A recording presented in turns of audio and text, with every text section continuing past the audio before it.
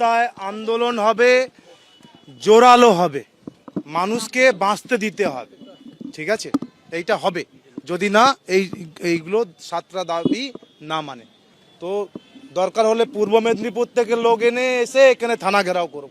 এই সিস্টেমের এগেনস্টে যেভাবে এখানে একটা সিন্ডিকেট তৈরি হয়েছে, এত বড় একটা সিন্ডিকেট বলা যেতে পারে, তা ওয়েটল্যান্ডের ওপরে এইরকমভাবে জলাশয়কে ভরিয়ে যেভাবে বিল্ডিং এবং কোটি কোটি টাকার বিজনেস করছে, এবং বিজনেসের পুরো মুনাফা এরা সব এই কাটমানিগুলো এখানকার এমএলএ, কাউন্সিলর, পঞ্চায়েত থেকে তারা সব ভাগ করে নিচ্ছে, মানুষদেরকে মৃত্যুর মুখে ঠেলে দিই।